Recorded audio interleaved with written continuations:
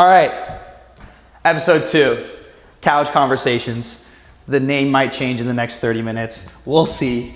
Today, we've got Laz. Laz is the funniest guy in the room, the coolest guy in the room, and he plays it off really chill every time.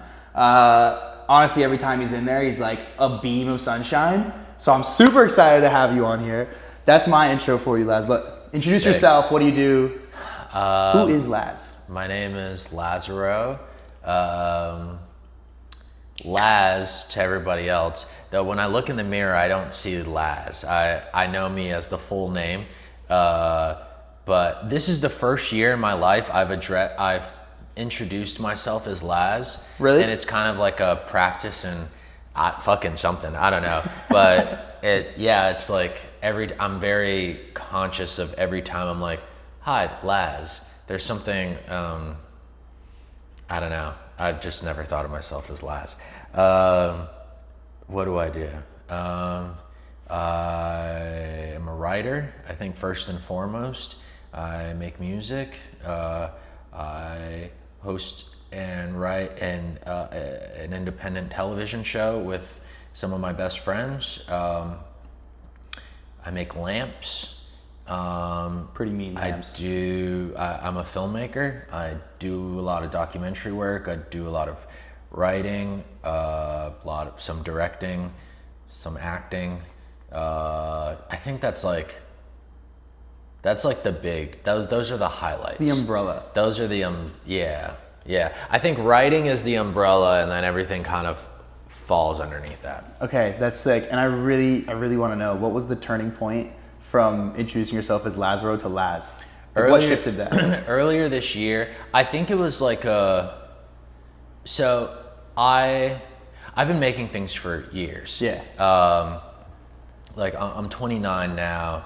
I think I was putting out my first version of things when I was like 12, 13. So 2008, like 12, 13 years of just, and creating. Whatever. I say all that to say, like, last year was the first year I did this show, The Great Desperation. That's like the television show. And it was the first time that like I was able to like have a medium that there was no illusion, there was no mystique, there was no pretending to like be larger than life, because I had to be in a camera improvising 85% of the time. And with that there was like a very bare, stripped version of me out of necessity. Mm-hmm. And there was something like very liberating about that and very confidence inducing. And addressing myself as Laz felt like me acknowledging the way that the world looks at me. It was kind of like, all right, let's not pretend to be humble anymore. And I think like I have like a default of modesty, but I think I just reached an age where I was like, okay, I don't have to be like cute and sweet and like pretend I don't do things anymore. Like, say what the fuck you're about. Get into it. Be fucking you. Like, if that means that there's like this weird ego and complex attached to it, so be it. I'll fucking grow out of that when it's time to grow out of it. But the world knows me as Laz, and I listen to Laz, and maybe like Laz is, I don't like saying my name. Saying your name out loud so many times is like, it's throwing you for a twirl. Is that even me? Like, who is that guy? Am I the guy I'm talking about right now? But yeah, it was just like fully embracing like whatever the world is expecting of me, or like the things that I was expecting of myself, but kind of like wanted to play off because I was afraid it would come off as like a bit egocentric, or I don't know. It's kind of like a roundabout way. No, and I think that makes total sense. I always see them as like alter egos. Nicknames. Not just nicknames, like complete personas. Yeah. Like in their own right. And like it's their own person that just lives within you. I have 4 alter egos. Okay. I wish they had more normal names. But it's Bean Sprout, Blue Butterfly, Loverboy, and Demon. And they all have their, I know, it's a Dude, crazy Jesus mix. Christ. It's a crazy mix. But please let me break this That's down an to you. insane starting five. Dude. And then Nico bringing the ball down. Dude, Nico's point guard. Nico's the combination of them all. Sure. So this is the best way I could describe it, which I think it aligns very well with kind of how you say it's like it's its own person, like its own ego. The way you said it. Not like, really. It's just more. it serves you. Yeah. In its own way. It personifies kind of the version of me that the world sees, and I think it's something that like the world has been pushing at me for years. Like, this is what people know you as, and I don't know. I also don't like the.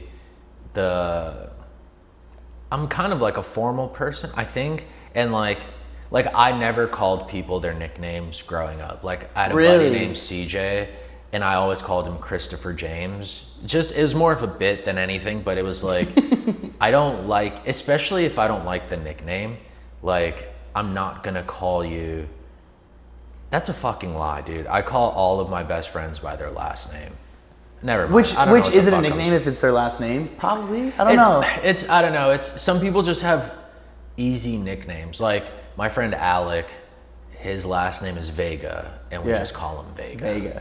Or Travis is Travis Shaner, we call him Shane. I never had a cool last name. Rodriguez is too long to like, it's exhausting. Roddy. But Laz, like, I don't know, I always wanted a nickname, but I didn't realize I had one the entire time. It was built in. It was built in, yeah. I was complete opposite. Like, if I didn't have a nickname for people, they like weren't really my friend, or almost like, not that they weren't my friend, like I didn't see them as a character in my movie in a sense, which is why I think at one point I ended up giving my own self characters, right? Because I think there was a point where I lost my marbles, and each character had its own ego, had its own right. Okay. So Blue Butterfly, really, really nice, sweet to everyone, wants to take care of the world. Do people address you as that, or that's an internal? Oh, no. Word. People know. That's tight. That's Blue cool. Butterfly, being nice to the world, can get you in tough situations, which is where like Demon came from, of like finally like standing your ground and like having your own back, because no one's gonna have it for you. So they're like opposites, but they support one another. Sure. Then discovered Bean Sprout. Bean Sprout is like just wants to have fun and doesn't care about the consequences, which can be bad, because it's like I just want to have a good time, and that's that. Sick. The rest will figure itself out. I actually used to walk through, I used to have another side gig, and I would walk through downtown and people would scream like, yo, it's Bean Sprout, which is hilarious. I spent probably a year introducing myself as that every time I was out. Really? Dude, it was great. Yeah. Whoa. No, people knew me as that Bean takes Sprout. confidence, dude. Bean Sprout is, bro, that's out there. It was here for a good time. Like, and it's great because I think that checks out. Yeah, that's tight. Checks out. And then Loverboy, I feel like is pretty self-explanatory. But that's what, like, for me, it's crazy how you see like not, for you is very much like if you have a nickname, it's like, for me, it's like if you don't have a nickname, like, are you in the movie, or are you like, that's cool, the background character? That's cool. Personifying the versions of you, I think, is sick. So long as like, it doesn't turn into like a whole Split, like the movie Split. Like, you don't want to create too much division. We're not there yet. Yeah, let's not. But I think it was. I don't know. I don't think there's too much distinction between the two either. It's just Lazaro. It's, if I'm in a bar, I'm not gonna say Lazaro is too long. Like, you too don't many introduce yourself as syllables. Lazaro. The O drops out if the music's too loud. Laz, L-A-Z, it works. Yeah. It works. It's easy. It's simple. It like gets the job done. Yeah. All right, guys. Now we're on to the next bit. This is actually a very key moment. So some background. Please.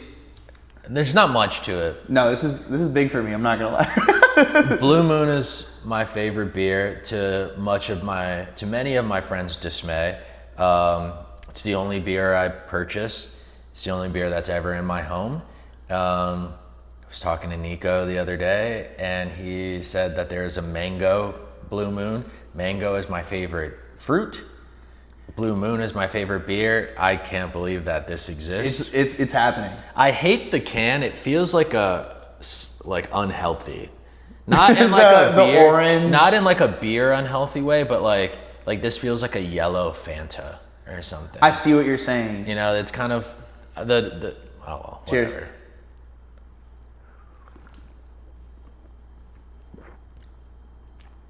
Cool. Review? Yeah. No, it's cool. I taste both things. It's replacing the orange with a mango. It is. And I grew up loving mango, and if anyone doesn't like mango, I'm always like, Yeah. Well, we had it good being in Florida with the mangoes. oh my God, yeah. We kind of got the best version of it, and I mean, it's essentially free. It's like in half the backyards. And that's what makes it so great. Actually, touching on being back in Florida, I know you traveled for like, I don't even know how many months. How does it This year? feel? This year, yeah. How does it feel like finally being back in Florida? I don't know.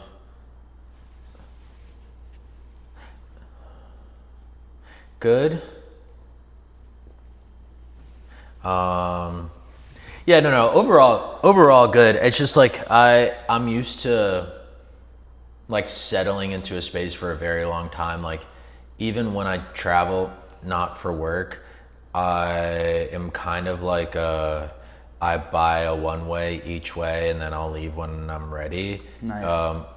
Very nice. It's a very nice way to travel. But I like got accustomed to that kind of lifestyle. And touring throws you off from that. You don't really get to like see the cities the way that you want to. And then when I finally got back home, I was only home for a month until I moved.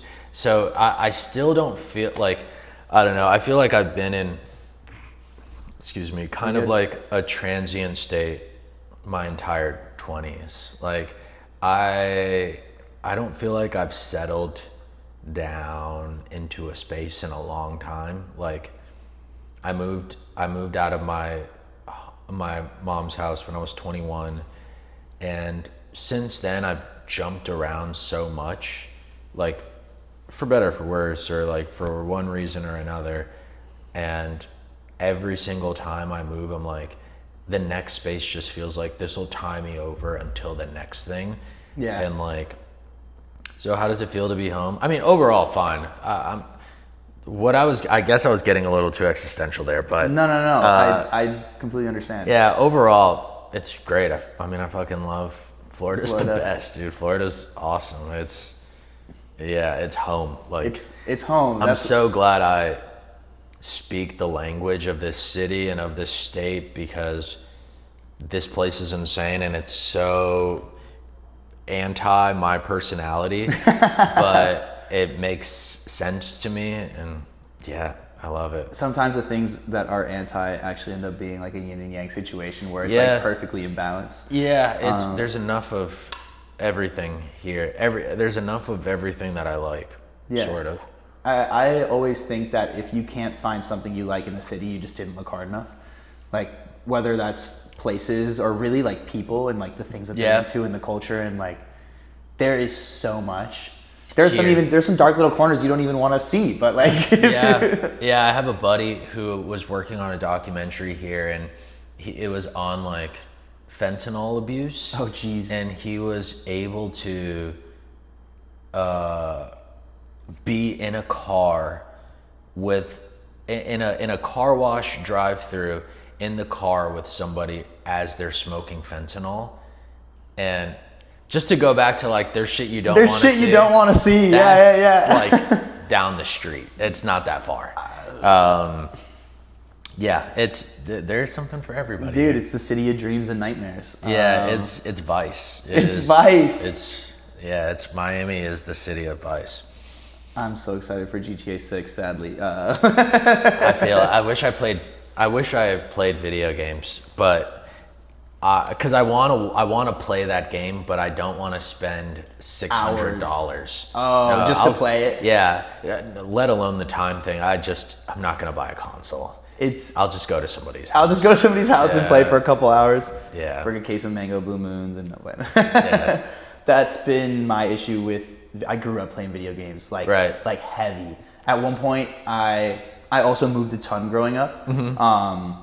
I've lived probably in like 6 or 7 states now. Whoa. I didn't move a lot growing up. Only as an adult I've moved. Once you've but gotten there. Yeah. But continue. Sorry. No, you're good. So I totally understand your point of being like, Florida feels like home. Yeah. And I think that that's really important that it still does. Yeah. Like for me, it's like landing and getting off a plane and taking a deep breath. I feel like I can take a deep breath. Whereas everywhere else, it just doesn't like, I don't know, the air doesn't hit the same. So that, Yeah. I don't know how to explain Florida that. will take care of you, man. Florida always loves you.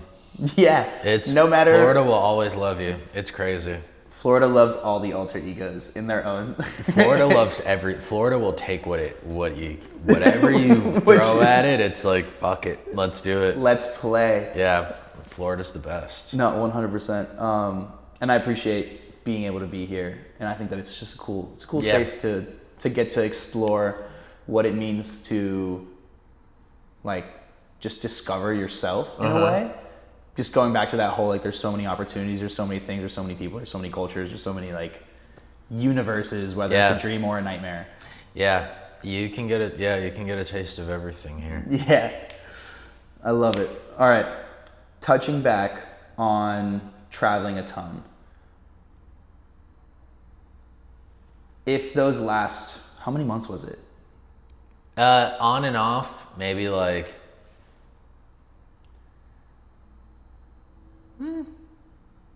maybe 4-ish, 5-ish months. 4-ish, 5 months? Okay, Yeah. perfect. So, if those 4 or 5 months of Is that your what life, you wrote? Like, No, I wrote 6. Oh, okay. Had to fact check. I think I told people 6 too, just like You rounded up, yeah. man. It works. If your last 4 or 5 months when you were traveling was a reality show episode, what would you call it? Or if it was an episode of your show, what would you call it? I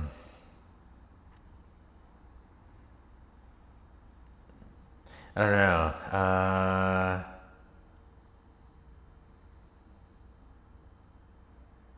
I like The Simpsons was really good at it. Who else? What other shows are really good? Rick and Morty does it. The Simpsons do it. Bob's Burgers does it. They always like reference a thing in pop culture when they're naming their episodes. So I like to do the same. I'd probably like Around the World in 123 days, or I don't know, dope. something. I don't have a cool name. Maybe if I sat with it for a little bit, but You're good. I definitely jumped that one on you. But that's still dope. Around the World in 123 days. something like that, yeah, or however many it was. Maybe I'd have something cooler like tomorrow if you asked. You're me. good. I'll be back for that. You one. could insert. Yeah. This is what he We're gonna said put tomorrow. the text message just pops up. Yeah. That's sick. Well, instead of naming it, what were the highlights? And honestly, the main question I really want to ask is, how did those 4 to 5 months like shape you differently than the way the rest of your life may have? And what's something that coming out of that you want to explore more of? Can you repeat the first part again? Sorry. So, what's something from those 4 to 5 months that helped like change your perspective in a way that then kind of changed the trajectory of like new things that you want to explore, whether that's like visually or even just personally? Change perspective.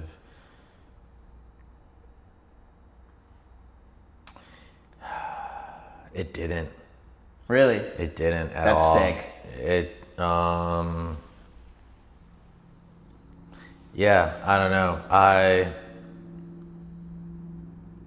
It didn't change my perspective at all. It made me more ambitious because I got to see, I was touring, supporting like a friend of mine who is like quite literally at the top of their game, and seeing a creative operation work on that level, that big, that scope was pretty cool. It was like, whoa, okay, this is what it looks like when you have resources and everything kind of like at the tip of your fingers.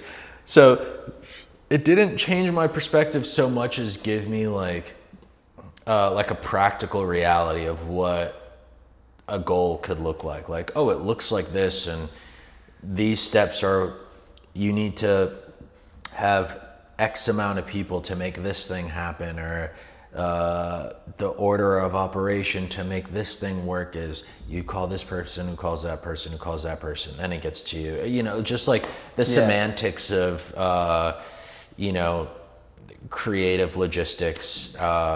That I think that's like the biggest thing I learned was like the crash course on creative logistics, and then seeing what ambition looks like in its fullest form, and then the result of doing what you wanted to do. It's I feel like a lot of people can be very, you know, if they're working from the internet or they're like their bedroom or their apartment or whatever, it can be very discouraging feeling like you're at the bottom, you're at the entry level of fucking everything. And it's hard to imagine or visualize what it looks like when you are selling out arenas, or, you know, on television, or you're starting a business, whatever your aspiration is. But seeing it in person, like start from a bedroom and then now like arenas in the Philippines is like, this is pretty crazy. It's definitely doable. You just have to make sure you are ticking these boxes. And it also let me know which boxes I don't want to tick. Like, dope. Like I don't want that as much as I thought I did. That I do. That not so much. What's a good example of that? Or what's something that's like, if you could avoid it? And speaking to like other creatives. It's not avoiding it so much as like, everyone has a different opinion. Yeah, obviously. It's more of like I can't pinpoint anything specifically, but I think a lot of decisions work for that operation that I'm like, I don't really see myself doing that. It's cool, it's awesome, but like it would be weird and forced and awkward if I did it. Like, you have to be very aware of what you're capable of, and like, you know, down to like what your voice sounds like, what you look like in front of people, how you present yourself, your confidence, your ability. And those things can limit you to what you should or shouldn't do. Or I mean, you could do whatever the fuck you want. Sorry, wrong words. But no, like, you're good. Just like, if, I don't know, like maybe I wouldn't dance like that because my body can't move like that. So, you know, it's just like little things. And then what the psychology of dancing like that in front of other people can allude to, or I don't know, there's so many variables to like, whoa, that really works over there. But if I did it, I would look like a dork. And maybe I just dance a different way over here, you know? But I see what you're saying. I'm a big believer of like a growth mindset over a fixed mindset. For sure. But I'm also a big believer of like, I think that if you are like the guy who's like dancing like quote unquote like a dork, but you're having a good time. And I'm not saying you're saying anything negative about it. I think it's like power to it. No. Right? There's definitely power to it, but I mean it more so like when I'm dancing over here, I look like a dork, but it looks natural because it fits my music, or it fits my universe. Yeah. Whereas like if I tried to dance like that, I'd be like, oh, now I just look like him. I see and what it you're doesn't saying. match my body. It doesn't match what I feel inside.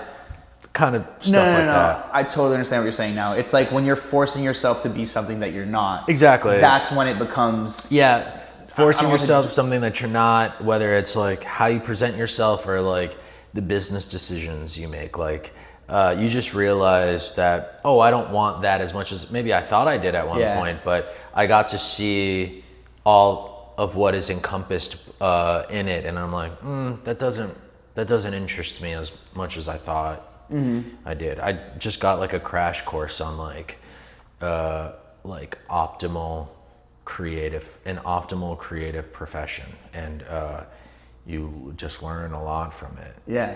Yeah. No, that's huge. So I think that would be a huge perspective shift too, of like understanding Sure. like the ins and outs of Yeah, definitely. what it looks like to maybe not get there, but to be, once you are there, to be there. It put things into perspective. You're right. Yeah, it was like it definitely helped me like trim the fat on shit I don't want to do and narrow down on the things that I do want to do. 100%. Yeah.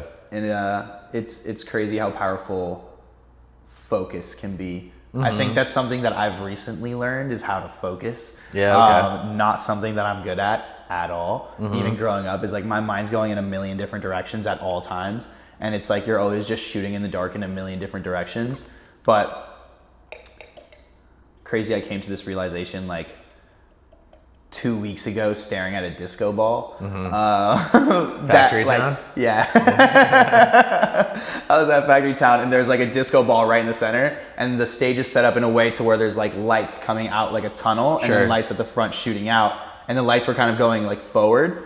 But through the disco ball, if you just stared and focused at the disco ball, like the center facing you stayed the same, while everything else around it, all the lights around it, would all just like, in a way, literally line into one point. Wow.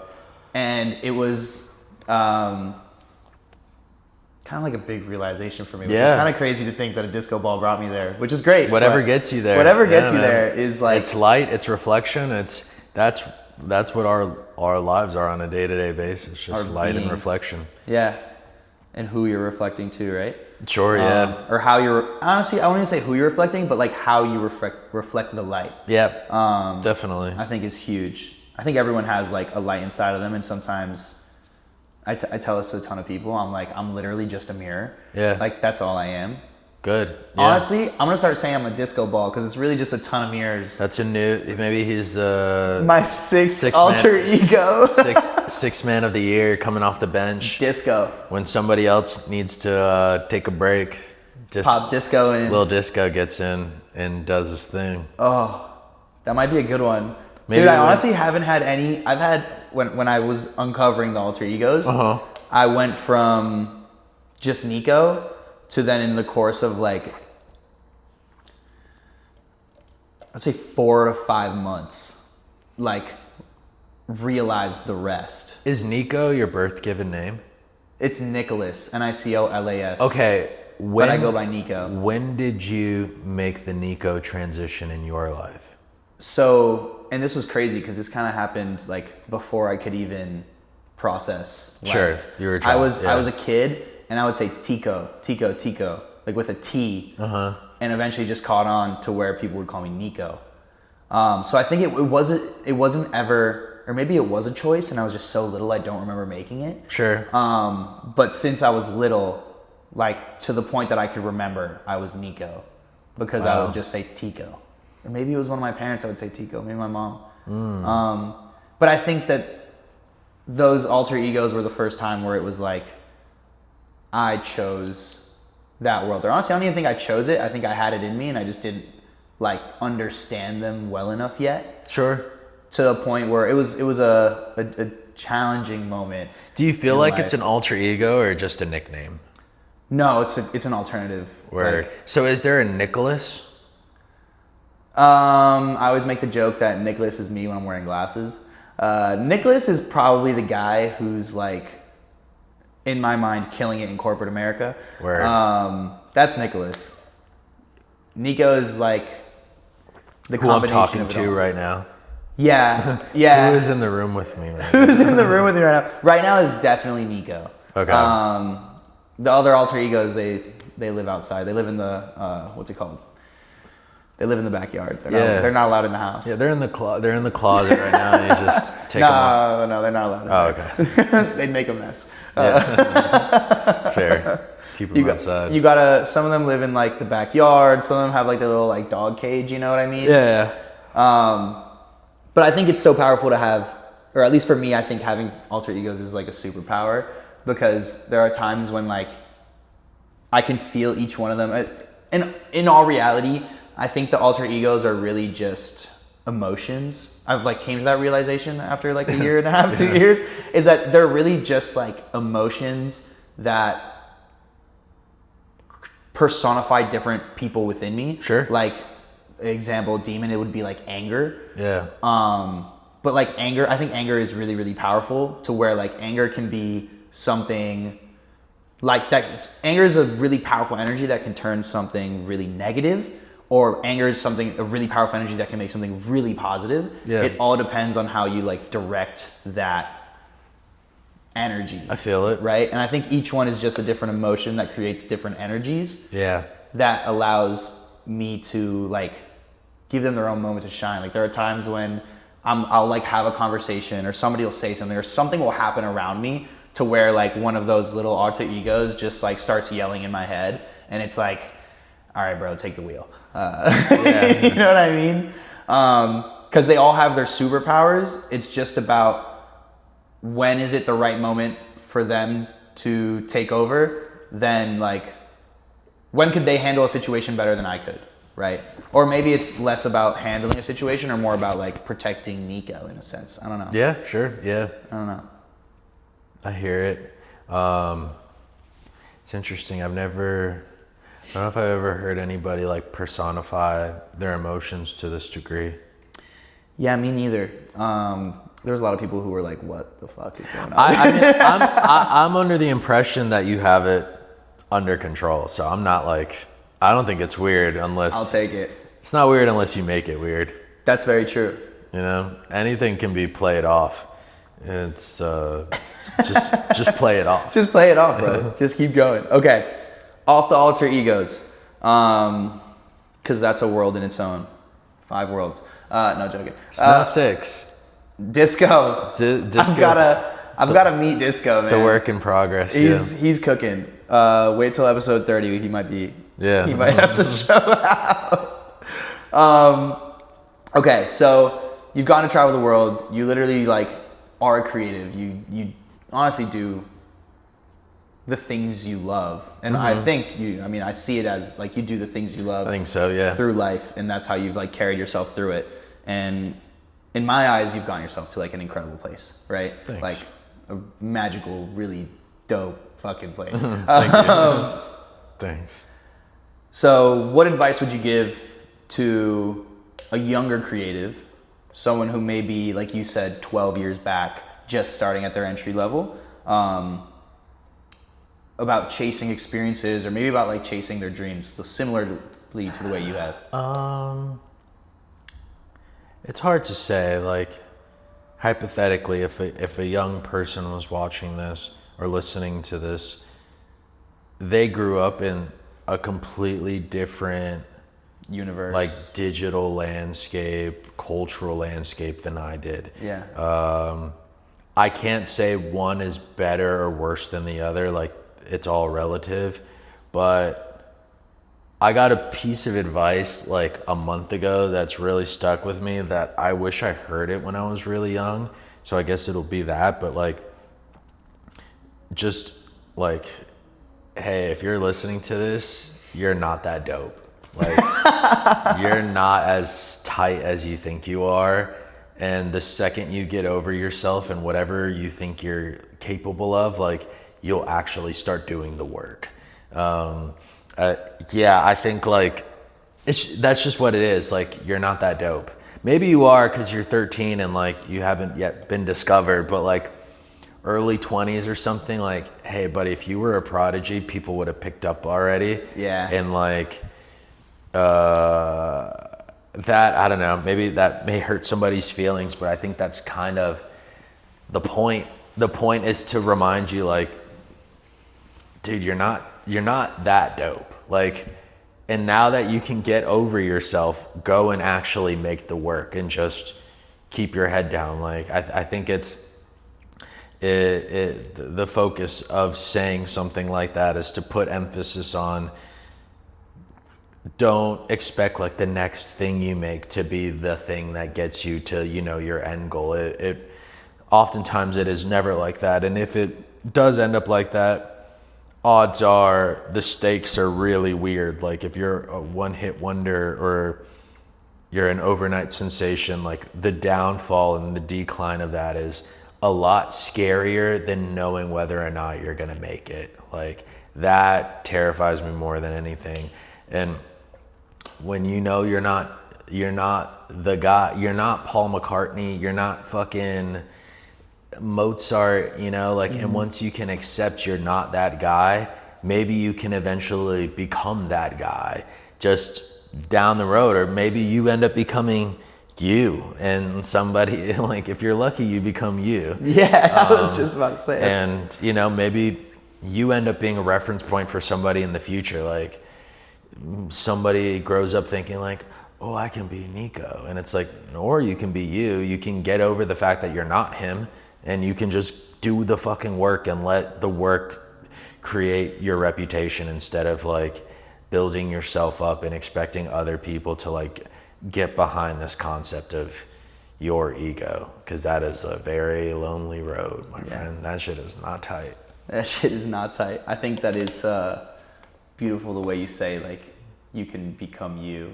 I think that's like hands down. Like, and it'll make sense, you know, when you get there and you're able to zoom out, or like maybe you have the opportunity and the awareness to like check in with yourself every once in a while and be like, whoa, I am that guy in this way. Like, I've accomplished this, or people look at me this way, and I'm proud of these things. It's an honest way to get to your goal. There's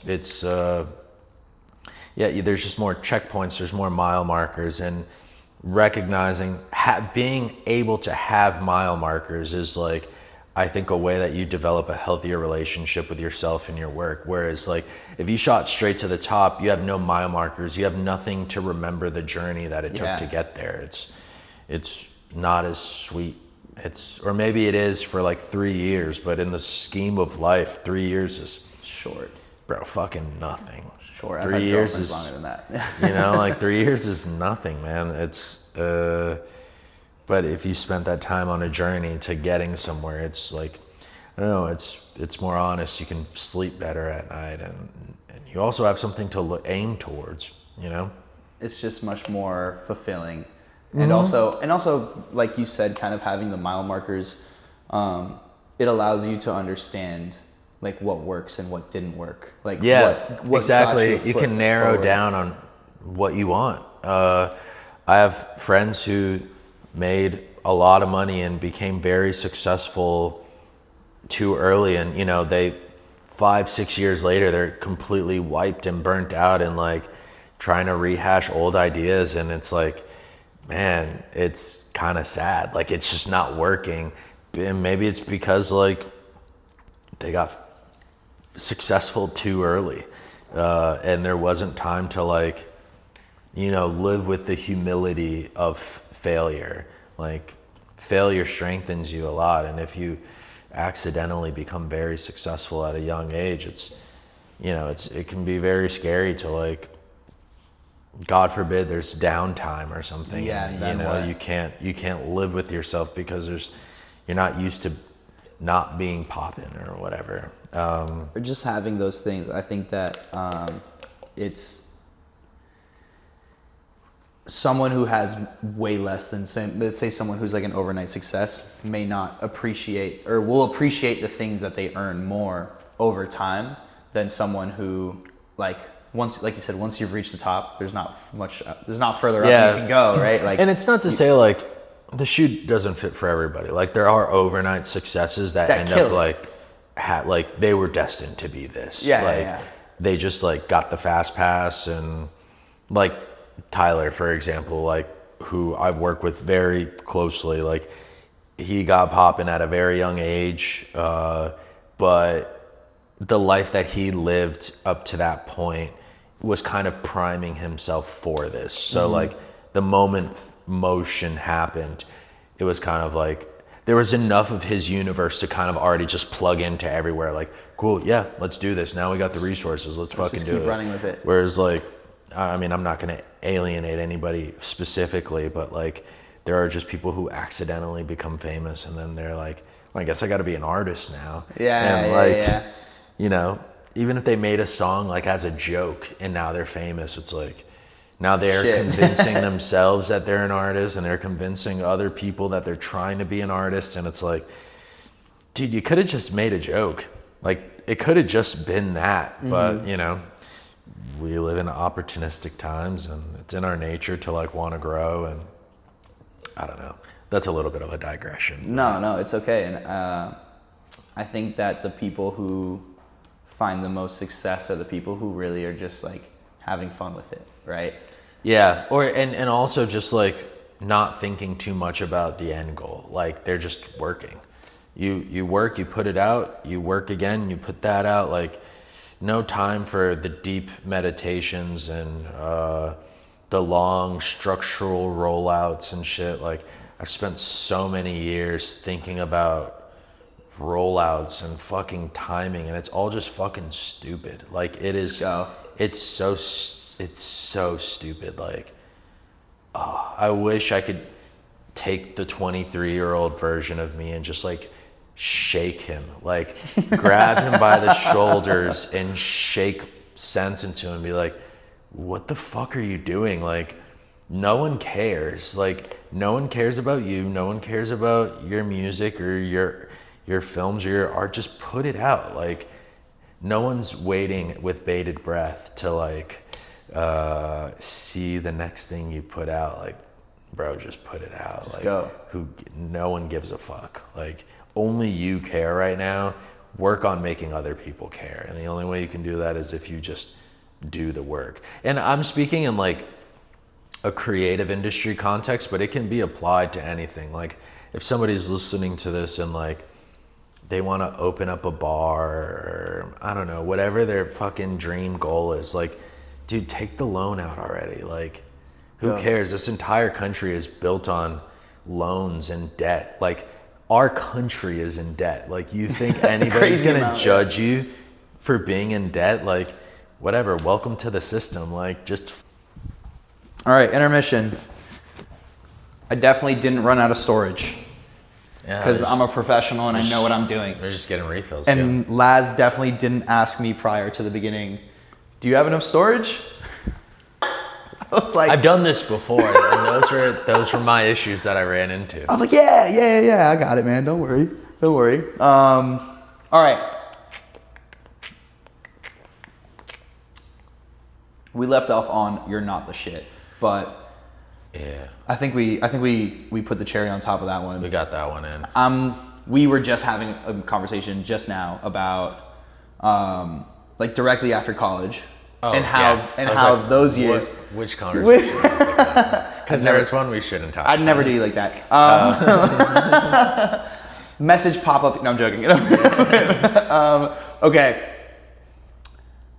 Essentially, we were talking about how the following years, and I'm a big believer on this, like the years that you live outside of high school greatly define your future and like the way that you continue moving forward.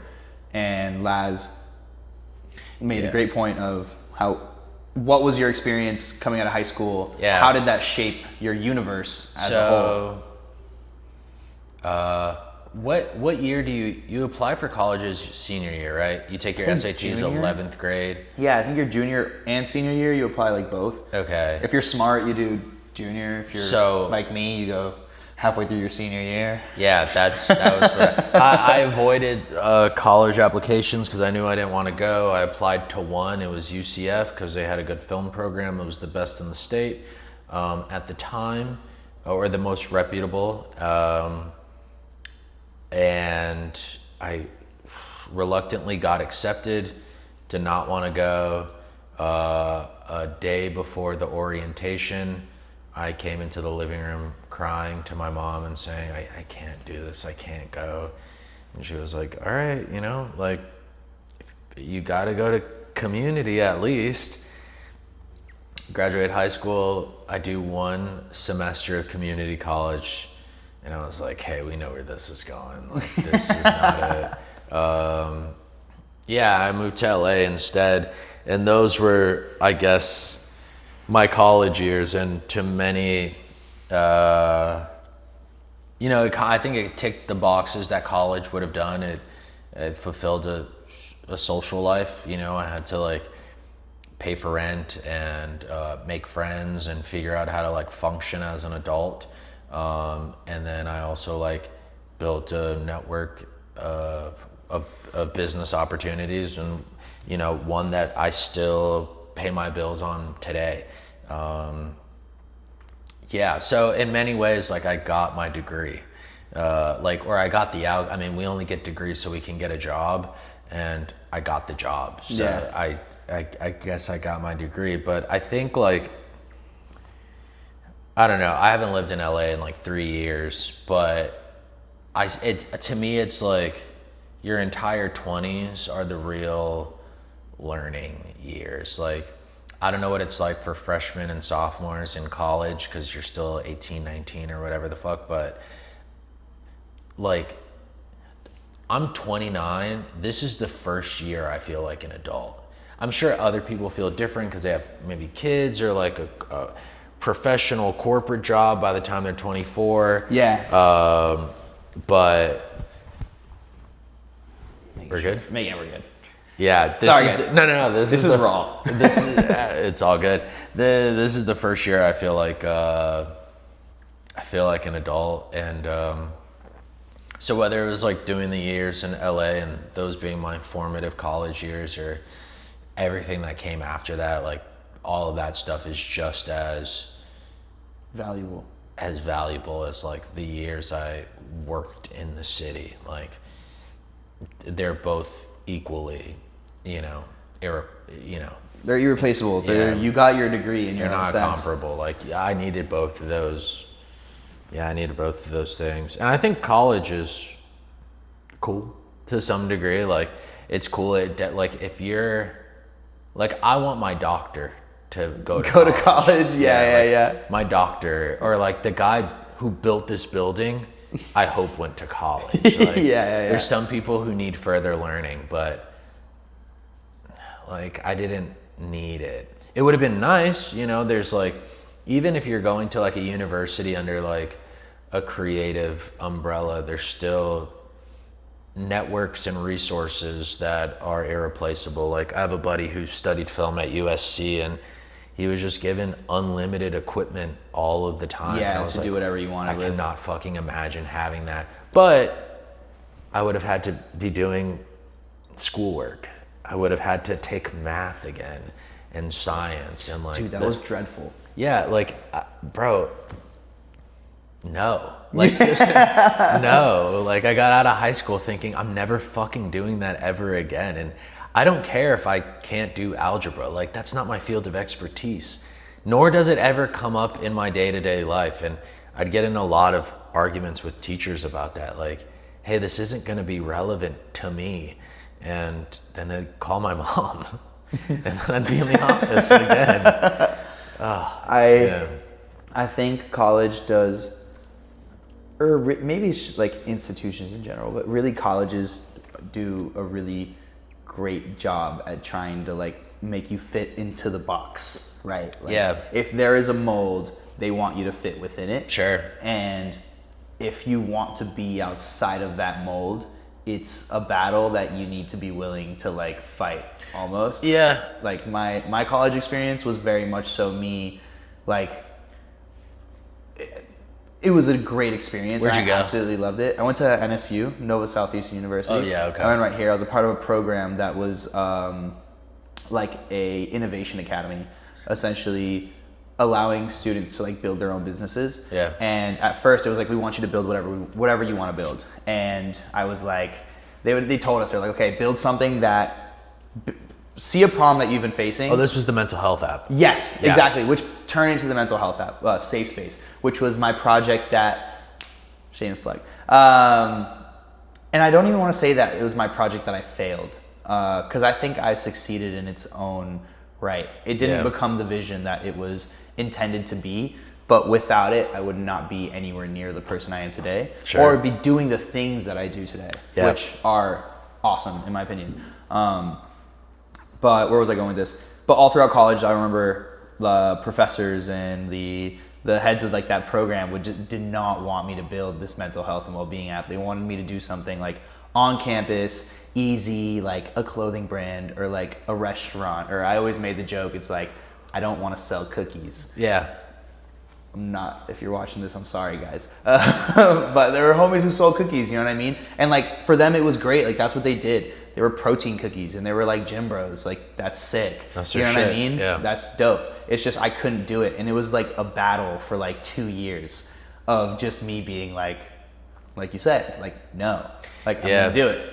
And in the end of it all, I was able to like earn grants. I was able to get money. I was able to create like the whole front end of the app. I was able to do so many awesome things and build so many experiences around like my own universe.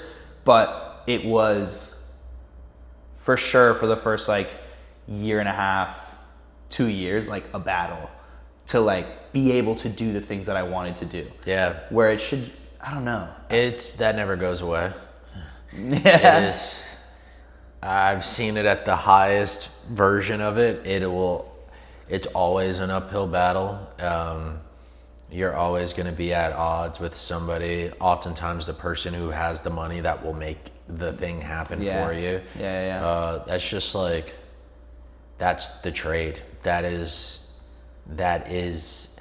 you are exchanging a 9 to 5 and waking up at 6:30 in the morning and sitting in traffic for things like that, like a 24/7, and you're constantly at odds with like either depending on somebody or saying fuck them and having to do it all on your own. But like that comes with its own all problems. of its own problems, and there are big breaks, and I think that's what makes like creativity and maybe celebrityhood so enticing, is like the top end of like, look at how much money and attention they have. But you know, if you're like actually a working artist, it's oftentimes it's an exhausting uphill climb that is perpetual. It never ends. And there's people like myself who are just down to do that forever because your ideas or your beliefs are strong enough to like persevere. And like and it's not just a creative industry, like it can be applied to literally any industry. Like you have the ambition, it's gonna get you through, whether you're doing your own 24/7 or your 9 to 5. Like the ambition will get you through, I think. It's I think that's a beautiful way of saying it. Like ambition is its own energy. Like earlier we were saying like anger, happiness, excitement, all these are energies. Yeah, that's but your ambition God. is that's like your North Star. That's the thing that gets you out of bed every morning. It's I don't know. That's quite literally your religion, is like your work in the universe that you can create around it. And how you can hone in and focus on it to get to where you want to be. Something I have not yet figured out. But we're getting there. Maybe. I mean, I don't know. I don't know you well enough to like to proclaim that, but like you've done a lot. You've made an app at a very young age. That's tight. That's cool. Really cool. And now you're in like a job where you're one of the youngest people with a lot of pull and power. Like, who's to say like wherever you are 10 years from now has nothing to do with this business or the world that you know. Yeah. But it was like you needed these formative years to inform the thing you eventually do. Like 100%.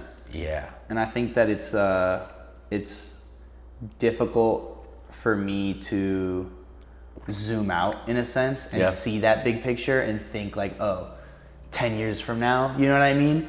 It's hard, man. It's more of a like, I wake up in the morning and it's like I need to do more. Yeah. Almost like what I'm doing isn't it. I love what I'm doing, and at times it can be fulfilling and it's amazing. But like I don't feel fulfilled until I like push past just the box, so to say. Yeah. And do the things that are outside of my realm and just like exploring curiosity. Like for me, this right here, right now, like this is, and that's exploring that curiosity. Exactly. And that's all you need to do in order to like get to the thing 10 years from now. It's like you have a seed, a feeling, a curiosity.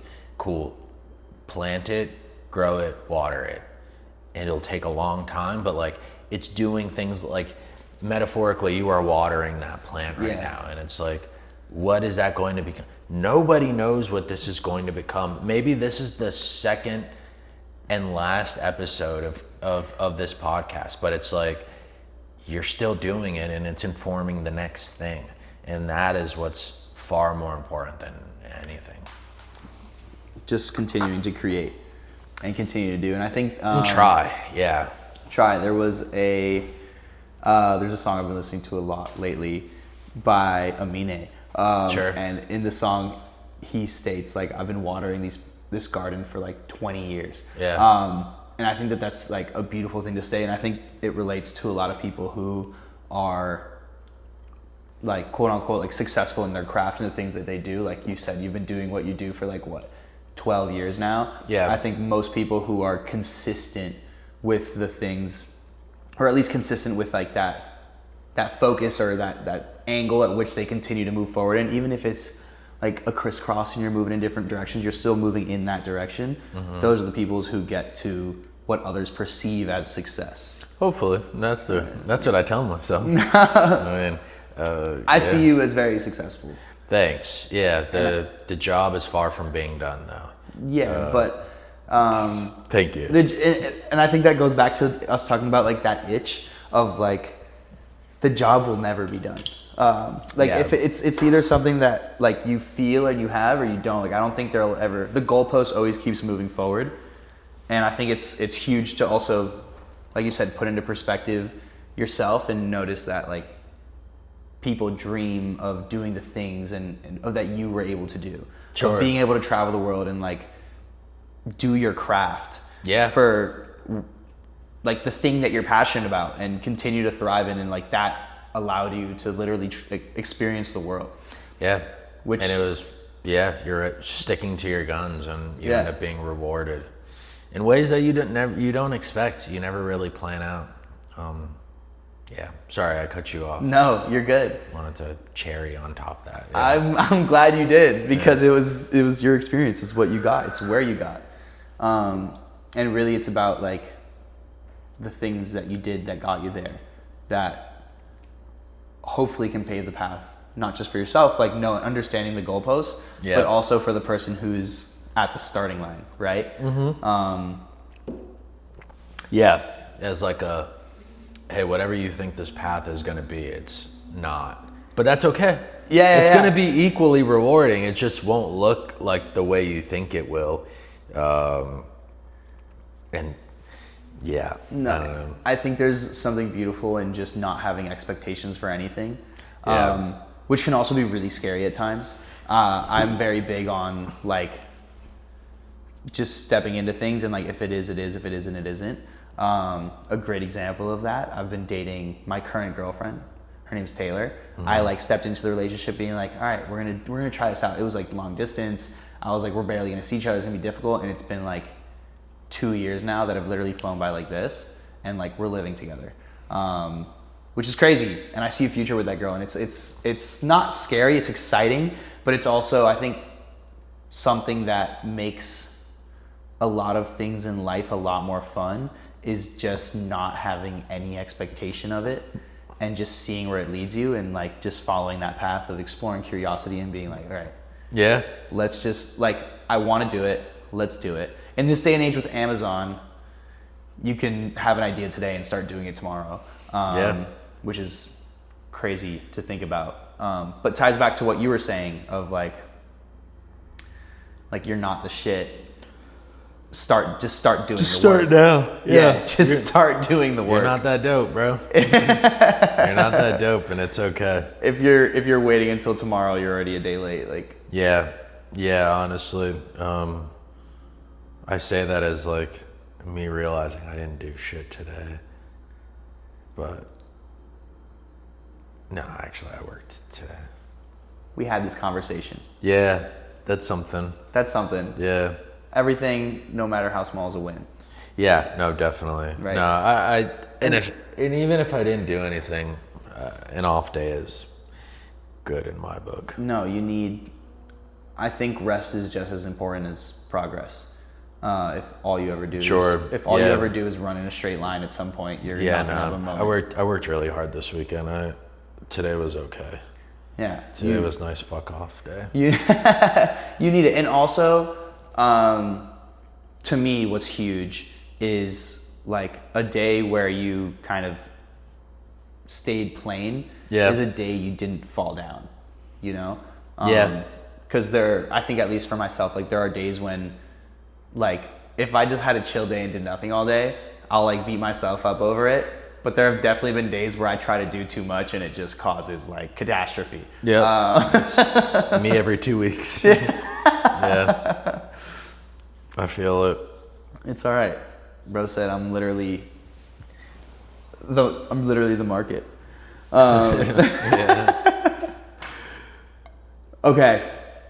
Final question. So we can wrap her up. Put the cherry on top and give her the nice little bow tie. Mm-hmm. So what do you see as next for you, whether that's creatively, personally, or just as like a human being? Even if maybe what's next for Lazaro, what's next for Laz, and what's just next? You know?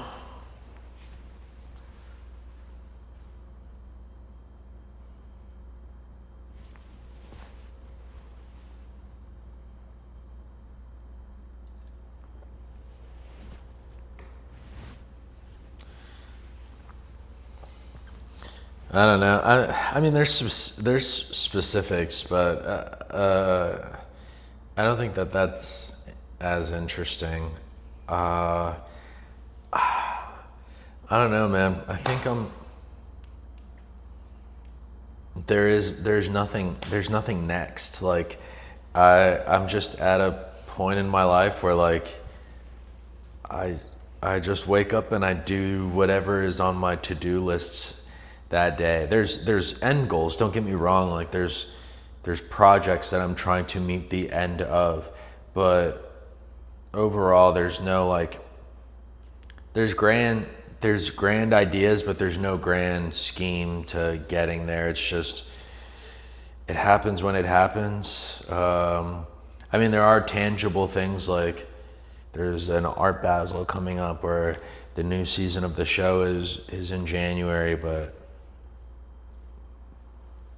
the only thing I can hear in my head right now is like, dude, you're 29, just get to work. Like, that's all I can think of right now is I'm working on work, working on myself. I need to go back to therapy. I got things I need to sort out. I just need to get to work. I need to get the fuck off the internet and just I need to get off of social media. The internet's great. The internet is where I found myself, but I need to just get away from things and just get to work. There's huge power in being able to recognize that. I think the hardest part most of the time is getting to the point where you can be like, I know what I need next, because a lot of times people will just get lost in the... Yeah, I think, unfortunately for me, like, literally and metaphorically, I need to hit my head really hard to get back on track. Like, metaphorically, like, I need to fuck up pretty bad. Like, yesterday, I fucked up pretty bad to where I'm like, okay, now the change needs to happen. Like, I made the same mistake 4 or 5 times, and I need to stop making that mistake. And then I've quite literally hit my head multiple times. Oh, jeez. Not purposely. Not purposefully, yeah. Yeah, no Falling way. off the stilts a couple times, no, I'm joking. Falling a couple times. I've been banged up a couple times. I always have head injuries for some reason. Somebody give my man a helmet right now. Yeah, no, honestly, man, like, yeah, I've got a couple concussions under my belt, but yeah, I hit my head pretty hard yesterday, metaphorically, and I think it was a bigger picture of like, hey, I'm not fucking up, I'm not doing anything inherently wrong, but I'm getting distracted, and I'm not dealing with my distractions the way I should be, in a way that's contributing to my goals. Yeah. Personal goals, not professional goals. Yeah, I don't know. No, and I think that you should still be proud of yourself for being able to recognize the loop. Yeah. Because the biggest thing is most people will do, like you said, will make the same mistake over and over and over and over again. Yeah. But it's the moment, and I'll say this till the day I die, like I don't want to say you learn way more from your losses than you ever will from your wins. Yeah, and absolutely. Yeah. I've got plenty of losses. It's all right, me too, man. Plenty of losses. But that's what gets you to where you are today. And again, to the point where others can look at you and be like, that is success. Like, I hope so. You know? Yeah. I mean, if somebody can take something from that, more power to them. But first and foremost, yeah, it's like, I need to figure it out for me. That's, yeah. Day by day. Day by day, brick by brick. Minute by minute. Minute dude. by minute. Every minute there's a new thought to that can change the trajectory. But that's what this life shit is. It is. It's just exploring It's curiosity. unstable. Yep. All right. I love it. Cheers to that. Cheers to episode 2. Wait, actually, before we end, we got to think, what's a better name than Couch Conversations?